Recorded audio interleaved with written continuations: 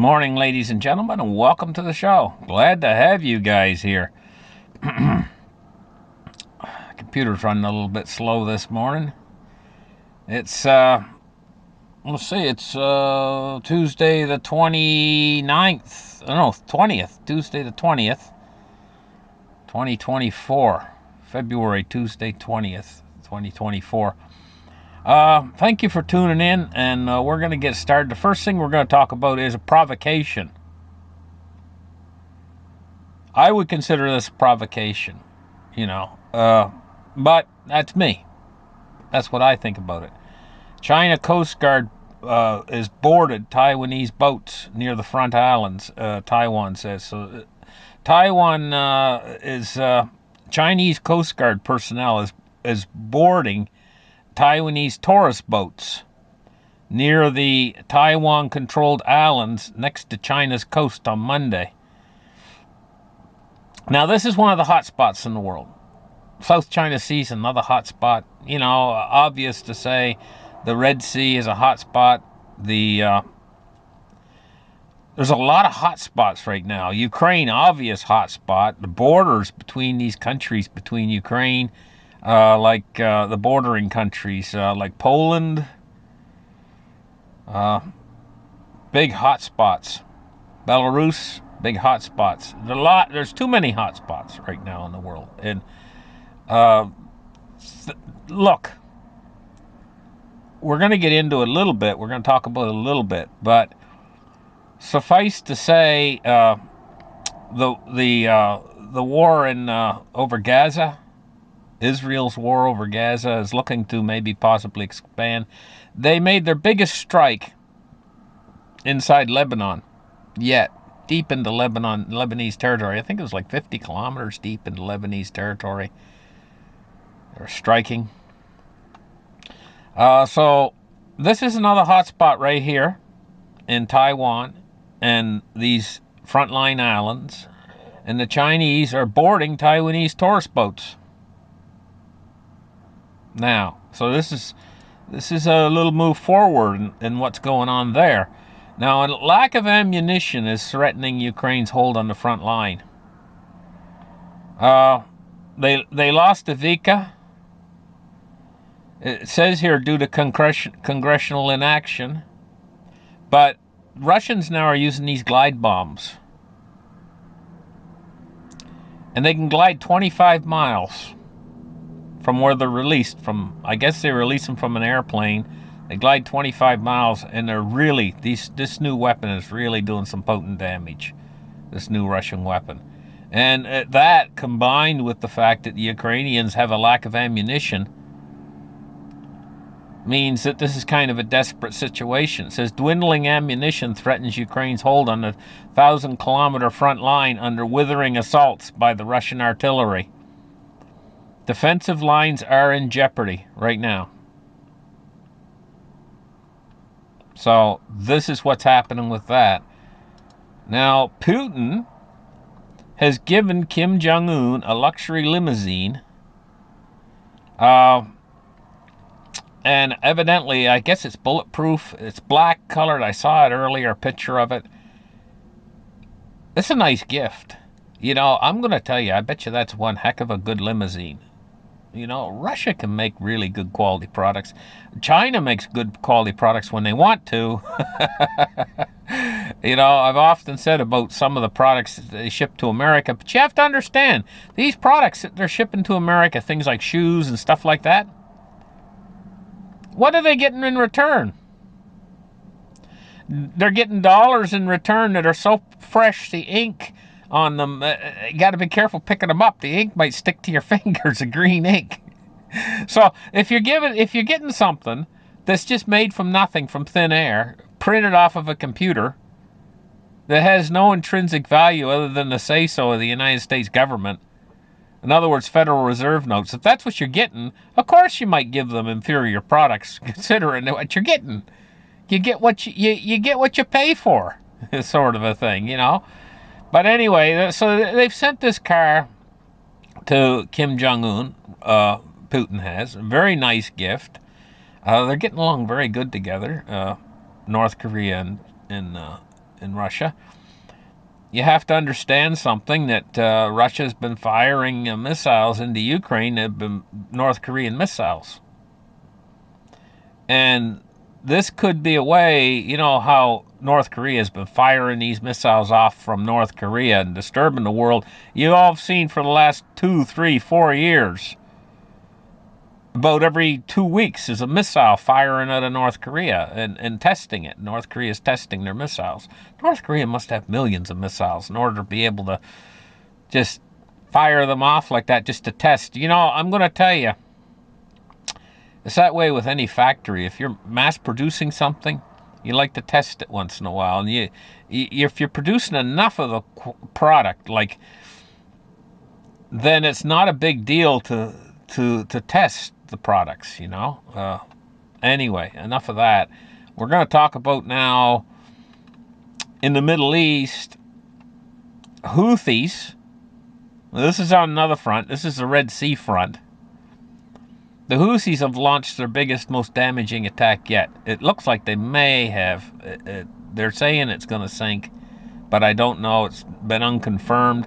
A British-owned carrier, the MV Rubimar, was forced to abandon ship in the Gulf of Aden after 2 anti-ship ballistic missiles were launched from Houthi-controlled areas of Yemen, according to the United States Central Command. Now, this ship, I heard report this morning that they're talking about sinking. I don't think it's sunk yet, but I think it must be heavily damaged. Must be. The crew's all abandoned it. So it was the British carrier, our MV Rubimar. That's what happened to it. Now, we got these storms in California right now. Massive, wet, rainy, even tornado warnings and stuff. And here's the areas in California right here where these storms are hitting. I'm going to tell you, this is a satellite storm. You know, when you get a tornado, you know, you got the big twister, right? Now, these tornado chaser guys have to be very careful, because around the big twister, satellite storms will form. Now, here's what's happening here. We've got this huge storm called the polar vortex. It covers almost all of northern North America. It covers most of Canada. It's so big, it covers the whole continent. It's a continent-sized storm. And it's moving in a circle. And these satellite storms are forming around it. I just got hit by one a couple weeks ago, one of these satellite storms. It dumped like 4 feet of snow. And what's happening right now is this is another one of these satellite storms that are revolving around the polar vortex and getting their energy from the polar vortex. They're just like these little satellite tornadoes that can form around the main funnel. The main funnel being the polar vortex. This is just a bigger version of that. And so California right now is getting hit with one of these satellite storms. Now, as the polar vortex increases in intensity, and it's going to increase with intensity as the Atlantic Meridian current starts to slow down. These satellite storms are going to get more intense. Life-threateningly intense if the polar vortex increases its energy from where it's at right now. Now, the thing is about the polar vortex, it feeds off of cold air. And so we got summer coming. And so this polar vortex might settle down during that period in time. But next winter, if conditions are right, this effect that we're seeing might intensify and get a whole lot worse. Now, in other news,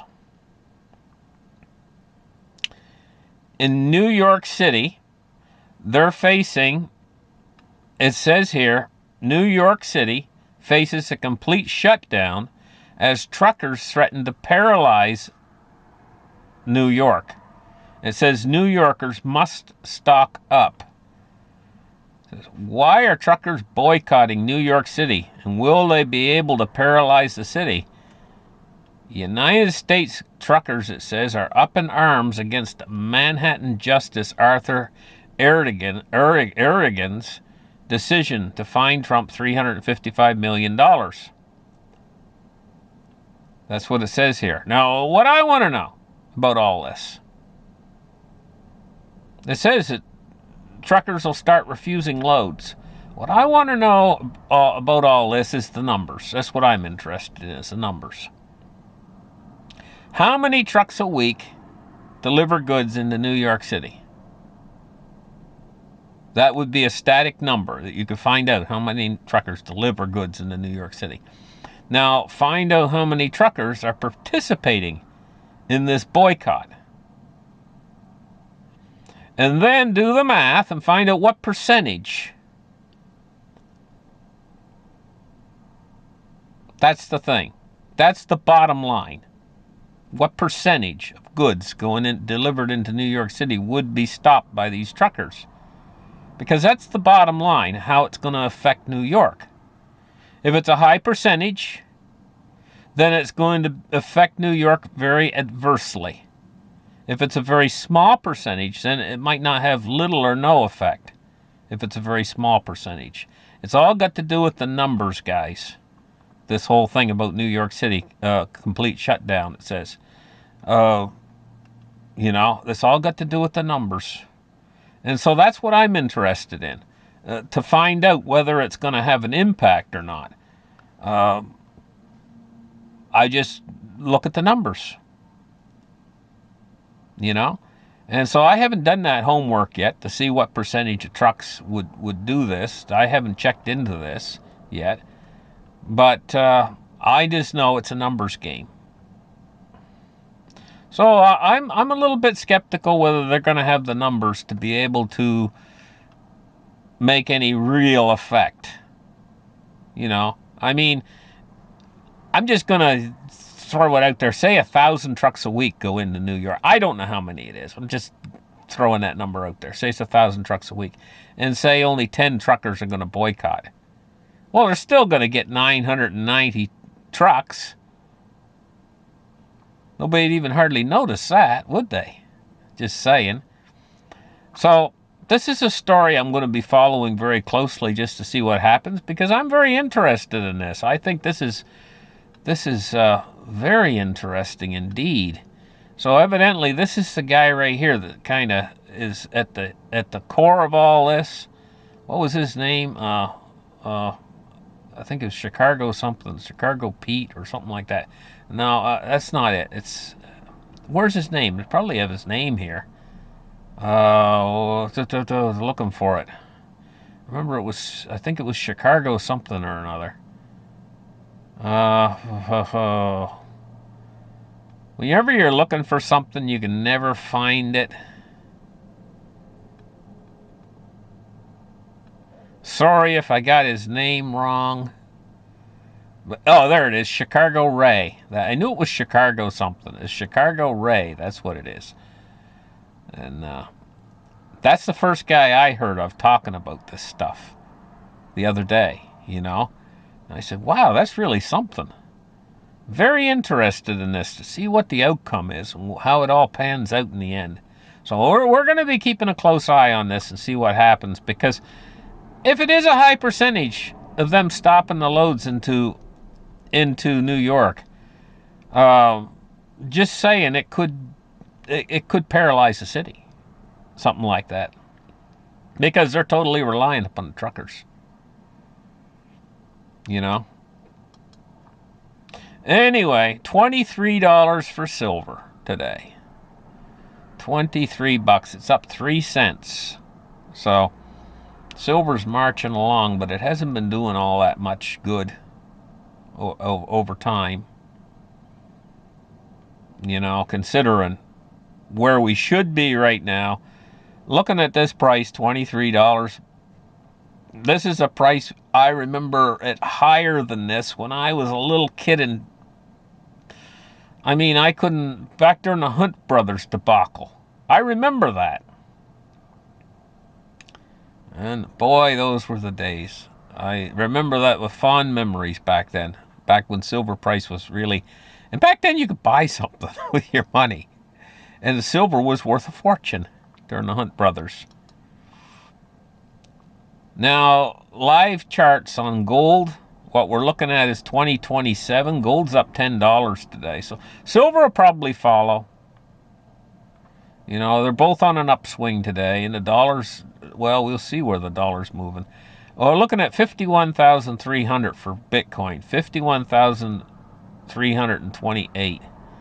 Ethereum's at 28.92 today, and XRP is at 54.9 cents. Dow Jones Industrial Average is down 127 points at 38,500. Almost looks like it's making a top there. That's what it looks like on the chart. If you get right in close on the chart here, looks like it's topping to me. But then again, you know, I mean, like I said on the show yesterday, it's only a thin veneer holding these markets up. There is no real bottom here to all of this. If deflation really were to get a hold, and you know, I got thinking last night, and I said to myself, hey, you know what? There might be a crash happening right now within the financial system that we don't know about. And where it might be is in these in the commercial real estate market, which is in the trillions. They've lost about half of that money. And so there could be like maybe $600 billion or $700 billion hole in the banking system, spread out and diversified over a number of banks who are holding these assets. What happens is, in a situation like that, the hole exists. They don't know how to fill it. See, the problem with banks is they can create money. But if they get a hole in their books, they can't balance things. And that hole, they can't fill it. They can't create a loan to fill a hole in their bank books. They're not allowed to do that. That's against the rules. The only way that they can create money is when somebody comes in and takes out a loan. Then they can create new money. But they can't do that for themselves. But other banks, what they can do is other banks can make loans to other banks. See, and so they can try to fill the hole. And the central banks, the biggest bank, they can make loans out, not loans, but they can, well, that's what the Bank Term Funding Program was bank loans, which are coming due in March, by the way, next month. The whole thing might come together next month. There might already be a crash occurring within the system. In other words, a big giant black hole that they're just not talking about, and they're just kind of watching it and leaving it there and not really taking the action to make it manifest within the system. But they can only do that for so long. If there's an enormous black hole created by the falling real estate prices in commercial real estate and banks' investments in that, how long before that really comes due where they can't hide it anymore and they have to say, oh, by the way, our bank's in trouble? And then they of course they're not going to tell you that, because everybody pulled their money out. And that would even create a bank run. No, they're not going to hear about it. They're going to try to cover it over as long as they can, but they can only cover it over so long, and then all of a sudden you bang, bang, bang, bang, bang, the banks start to go down. And then what they do is mergers and acquisitions with other banks and stuff to try to solve that problem over, and the Fed steps in and makes another funding program or whatever, you know. But if it gets a little bit too far in contagion within the system and spreads into the backside of the system there where you can't see, then it causes something like in 2008, where the Fed would have to step in then at that point, make everybody whole. And don't think they won't do that again. Don't think, oh, the Fed's lost all their tools and they'll never, ever step in and bail everybody out. Don't think that, because they will. They will, because they have to. Because if they didn't, just like they said in 2008, if they had not bailed everybody out in 2008, the whole system would have collapsed. They can't let the system collapse because it supports them.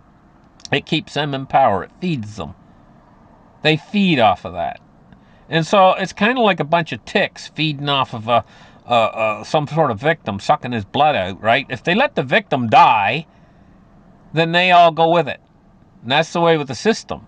They can't let the system die or anything. They will do anything they have to do.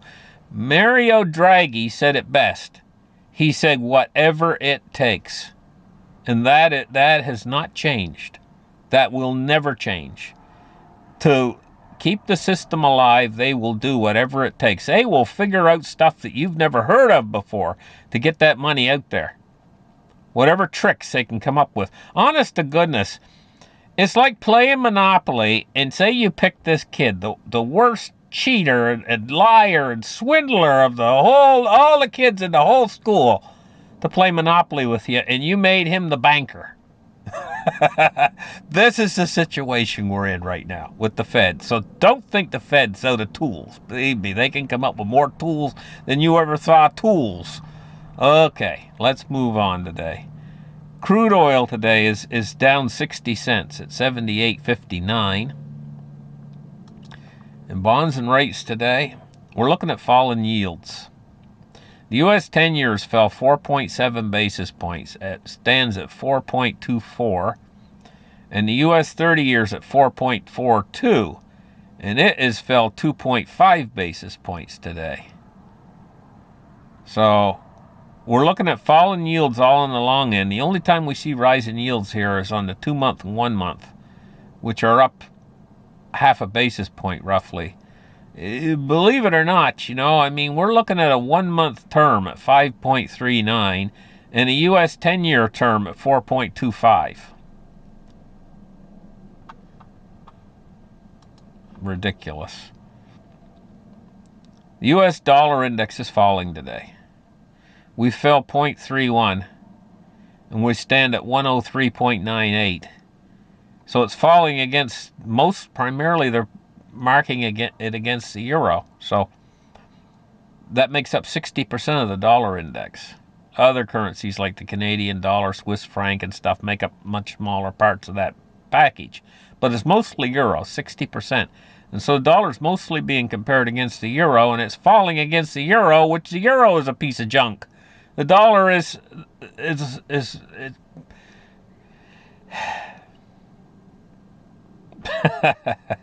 what a mess. Thank you guys for listening to my show. Like and subscribe. Push that thumbs up button, and we'll catch you guys in the next episode. And have a great afternoon. Bye-bye.